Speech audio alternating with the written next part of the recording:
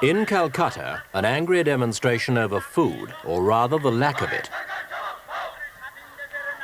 Over 100,000 people took to the streets here recently to protest against the food shortage in West Bengal.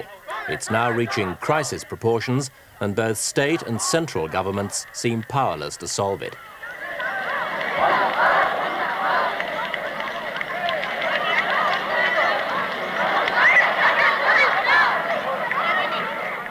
Protests against government mismanagement or even corruption are not uncommon in India. What made this protest different was the scale of public frustration. Although the governments tried to play down the crisis, evidence of its seriousness grows with each passing day.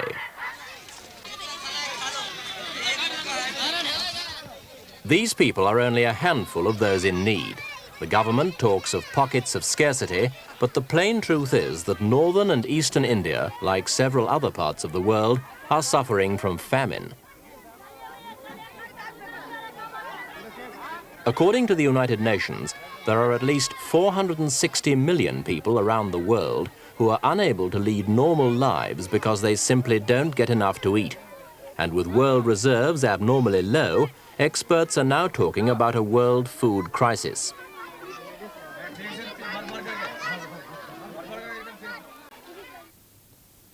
In a few weeks' time, many of those experts will be doing their talking here in Rome, at a conference called by the UN's Food and Agriculture Organization, the FAO.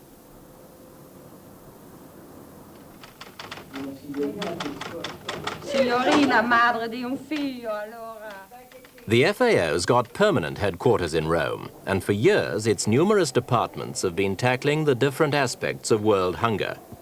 But even its own Secretary General admits there's been no major advance on the international level since the creation of the World Food Programme 11 years ago.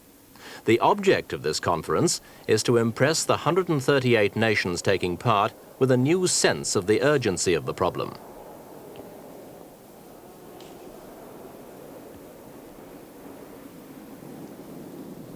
The biggest crisis is in cereals, which form the largest item of man's diet.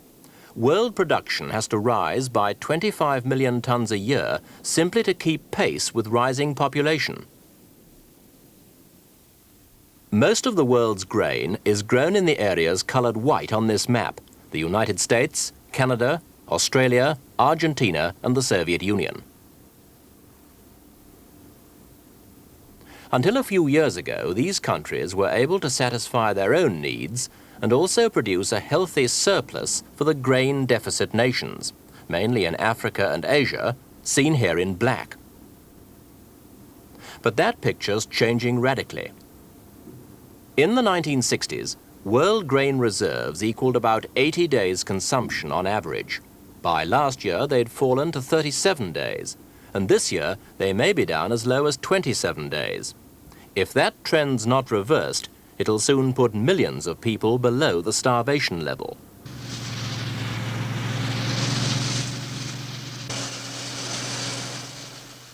To some extent, the falling reserves are the result of a deliberate cutback in production by 4 major grain producers: the United States, Canada, Australia and Argentina. An American report, as yet unpublished, reveals that between 1968 and 1972, they dropped wheat acreage by over 66%. As a result, wheat production's 90 million tons down on what it would have been.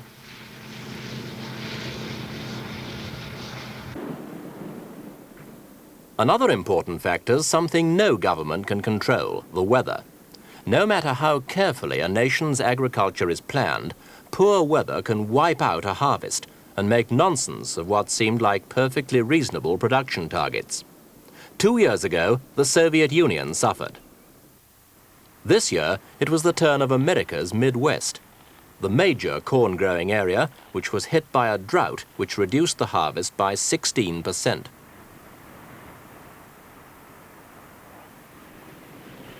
In countries like India, Pakistan and Bangladesh, floods and droughts are yearly catastrophes. These were the Bihar floods earlier this year.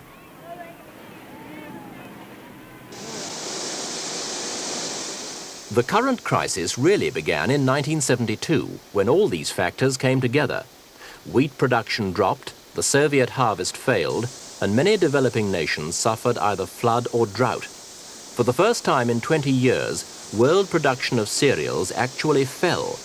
Instead of rising by 25 million tons, as it needed to, it dropped by 33 million tons.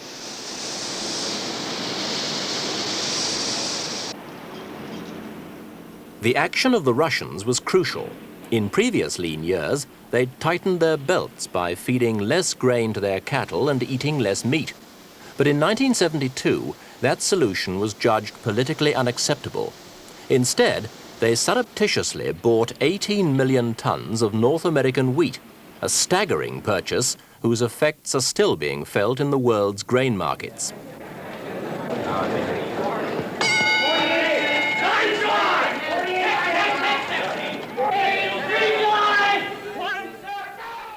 As a result of the Russian deal, wheat stocks of the main exporting nations fell by 2/5. Inevitably, prices rose, and the nations who most needed wheat found it even further beyond their reach. Only the developed nations had the cash to bargain for what supplies were available.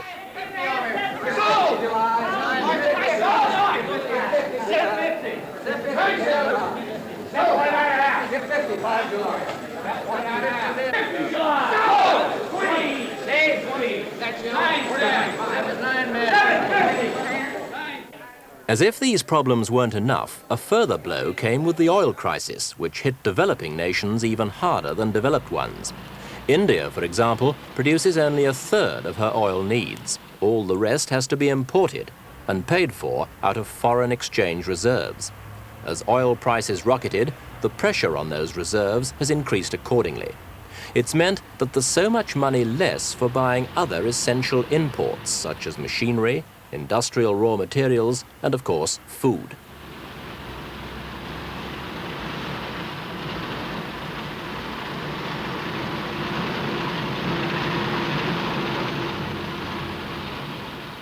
Another major difficulty is distribution.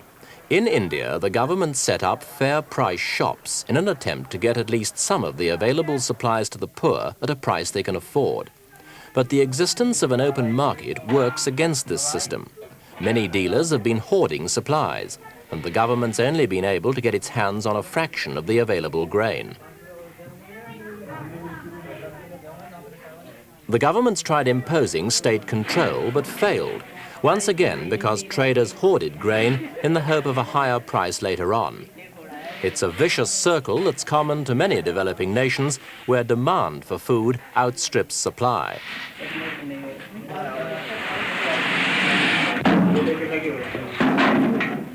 Mr. Sartaj Aziz of Pakistan is Deputy Secretary General of the World Food Conference.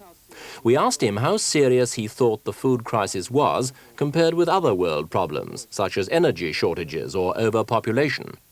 In my view, the food crisis is perhaps the most serious of all the crises you mentioned. The population crisis will take time to show itself over the next 10-15 years if we don't solve it. The energy crisis could affect our lives and standard of living for a large segment of the population. But the food crisis, if we allow it to go unresolved, could mean starvation for millions. Because food, unlike the energy and some other things, is a basic human need, and we can't really do without it. Now, what will happen if the crisis is not resolved by appropriate international action will, of course, depends on many factors, and particularly the time period we take. But we are convinced now that unless we resolve it in a more effective manner, the possibility of mass starvation in the foreseeable future is becoming very, very real indeed. And in fact, if you want any evidence, you can look at the situation in the current year itself, where large segments of population in many parts of the world, particularly Asia, are now facing serious food shortages, and in fact, reports of starvation deaths have already started coming in from many parts of this world. And unlike the last 20 years, when the second famine came in '66 after the '42 famine in India, and then we had the Sahelian crisis, the frequency, the intensity, and the rapidity of these food shortages could become very serious and very alarming indeed. Is the basic problem one of too little food, or is it a question of sharing out what food there is more fairly? I think both.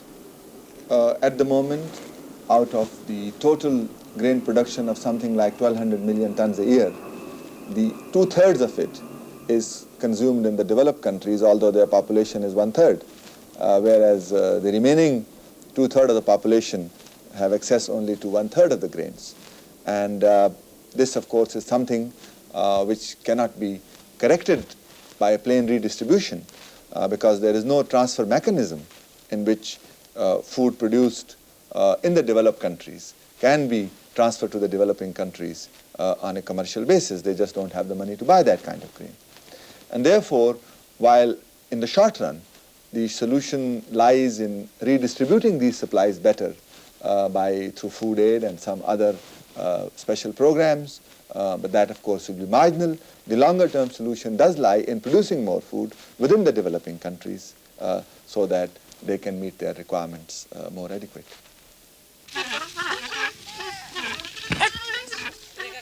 Raising food production in the developing world is in fact top of the conference agenda. It's also the single most difficult task to achieve. Throughout the Third World, agriculture is generally antiquated, not just in techniques, but in organization and in the attitudes of many peasants towards their lot. Revolutionary changes will be needed if production is to increase sufficiently to eliminate today's deficits.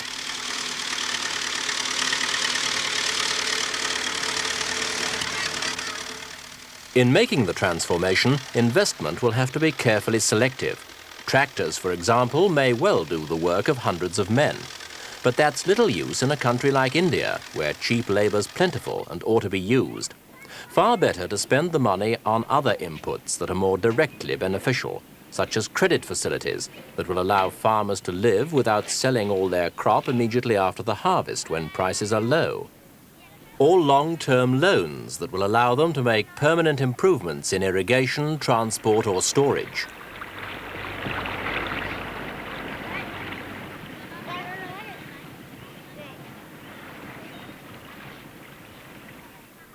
Only 5% of farmers in Africa and less than 15% in Asia actually receive credit. Yet such loans will be essential if farmers are to buy new varieties of seed and the fertilizers on which higher yields depend. Chemical fertilizers, including those derived from oil, are among the most necessary agriculture inputs. They're also very expensive. Prices have risen over 400% in the last 3 years. The result has been that only the rich countries have been able to buy them. Yet this is precisely where they're least effective. It's been shown that the amount of fertilizer needed to double yields per acre in Western Europe would actually raise yields by 6 times in most parts of Asia. In international terms, that's a waste of resources.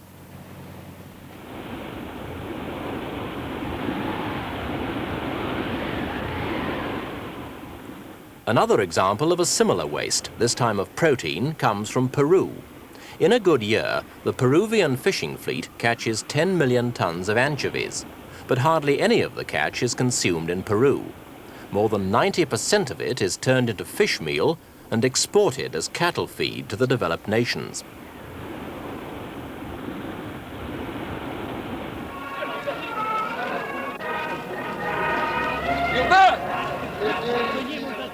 There are many other examples of how national or regional policies conflict with desirable international goals.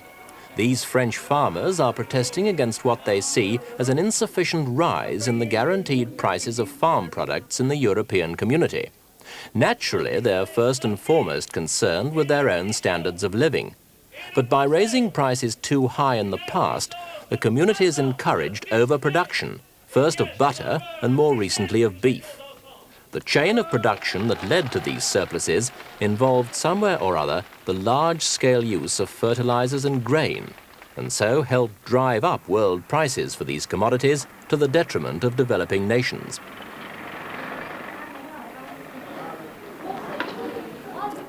Patterns of consumption in the industrialized nations also lead to inefficiency and waste. The high-protein diet of Western Europe and North America, for example, is sustained largely by eating meat and poultry. And for those who can afford it, very nice it is too.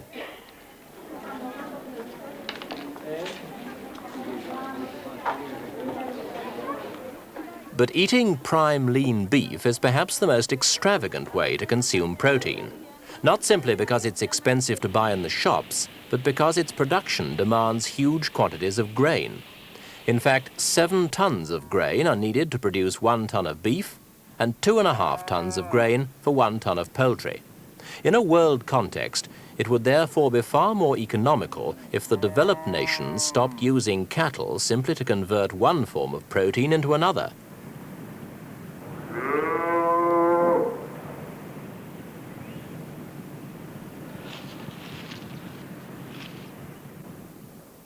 In view of such prodigal use of resources, how far can the developed nations be blamed for the present crisis? Well, one wouldn't say that one could blame them for the present situation, but one has to admit that their policies in the past 10 years have indirectly contributed to the problem, let's put it that way. First of all, the policies to restrain production because they could not sell the surpluses in the commercial market, while potentially there was, of course, demand in the developing countries, but it was not commercial. Secondly, they have been using more and more of the grains for domestic uses, mainly animal feeding, because there was more demand for meat. In fact, countries have been subsidizing the use of grain for animal feeding. Now, these two policies taken together reduce the potential surpluses that were available at the global level at a time when the stocks were also coming down. So that the implicit system of food security that had provided the world with food security for the last 20 years disappeared gradually before the developing countries had acquired their own capacity to feed themselves. So in that sense, one would say that the overall international system, the overall international consciousness of this problem was not sufficiently alert, was not sufficiently active to prevent the events of 1972-73 from happening. Do you think the political will exists among the rich nations to bring about a more equal distribution of food? In other words, how do you persuade a rich country that its own interests are to become poor? Well, this, of course, is a difficult question, and it will depend, probably differ from country to country. The basic argument is, of course, human argument, that food is a basic human need, and it is the collective responsibility of the entire international community to see as a minimum that every human being gets his minimum requirements of food. Then there is the moral argument that to the extent food is being wasted in the developed countries today, if it can be saved by a more judicious or better use of it, and in the process it can also save lives, it's the most important use of world resources that you can put them to. But finally, of course, it's also the question of the growing interdependence of the world.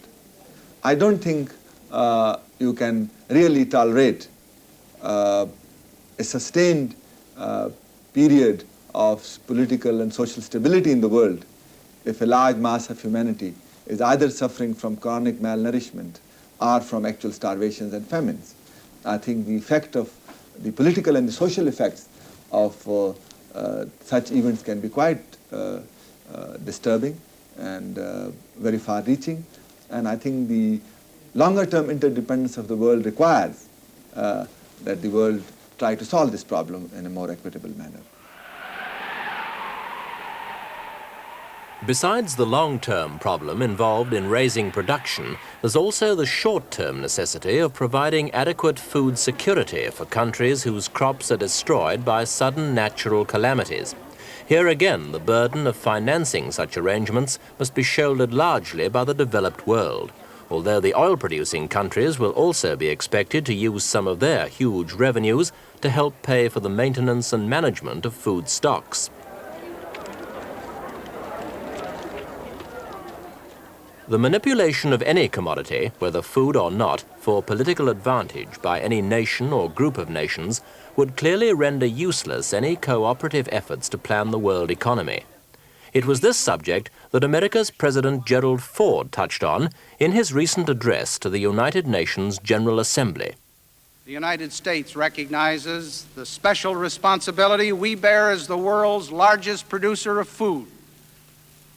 That is why Secretary of State Kissinger proposed from this very podium last year a World Food Conference to define a global food policy.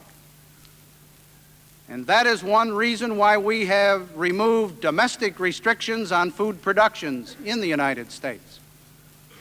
It has not been our policy to use food as a political weapon despite the oil embargo and recent oil price and production decisions.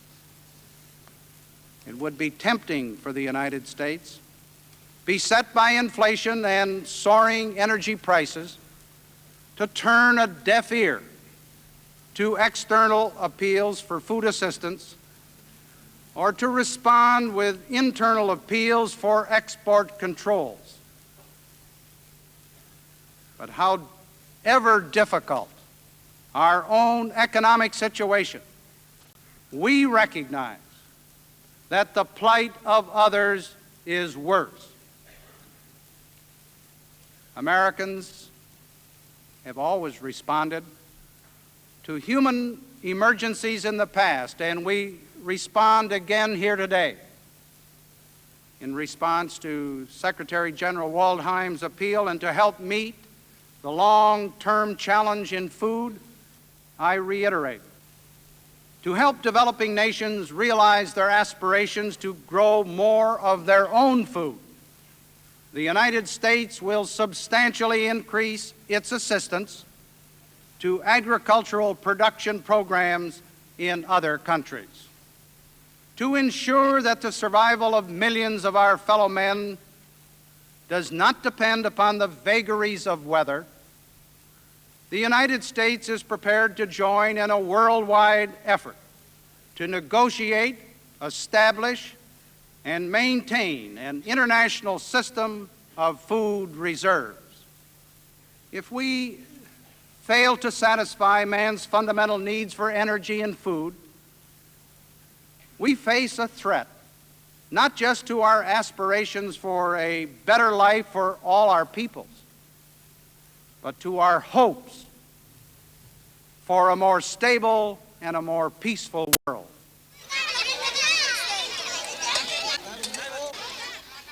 The hopes for a stable and a peaceful world don't just rest on food alone. Population increase will eventually have to be curbed if there is to be any real improvement in living standards.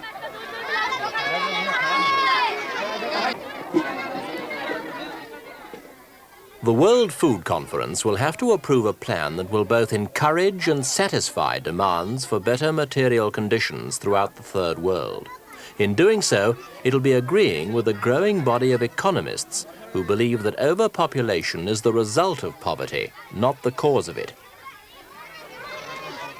If the action taken by the by the World Food Conference is adequate only to the extent that it takes care of the increase in population and not the higher incomes or the higher demand, then the action is inadequate. And the whole focus of the conference is to intensify action to a point where it can take care of the increase in population that has taken place for the next 15 years and therefore effectively meet the demand for food between now and at least 1990. Beyond that, unless we can correct the population growth rate, the problem could almost become unmanageable. But at the same time, whatever population is there has to be given the capacity to produce food for itself. And I'm convinced that any man, given the opportunity and working diligently, should be able to produce enough food for himself. And if you need any examples, China is a country with 800 million population, which has managed to solve this problem. And that is by making every working hand really work, by giving him the institutional framework, by giving him the inputs, by giving him the stake in his well-being. They have really solved the food problem. And today is perhaps the only country in the world which is not facing a food crisis. Not every country, of course, would be willing to make the revolutionary social transformation which China has engineered. But the fact remains that the most populous country on earth has solved the basic problem of feeding itself. It's done so by increasing the awareness of individual peasants and motivating them to contribute towards national goals. It's this motivation that's still to be created in the Third World, and it can be argued that until it is, little else will be achieved. The alternative is too miserable to contemplate.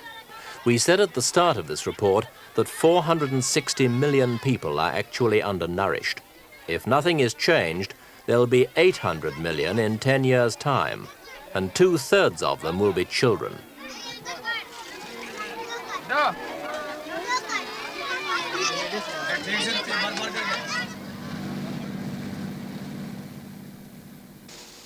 There's no guarantee of success, but it's to be hoped that the dignity of the poor and the enlightened self-interest of the rich will dictate a larger role for cooperation than for conflict. The aim is food for all, modest enough perhaps, but surely worthy of supreme efforts on the part of all nations.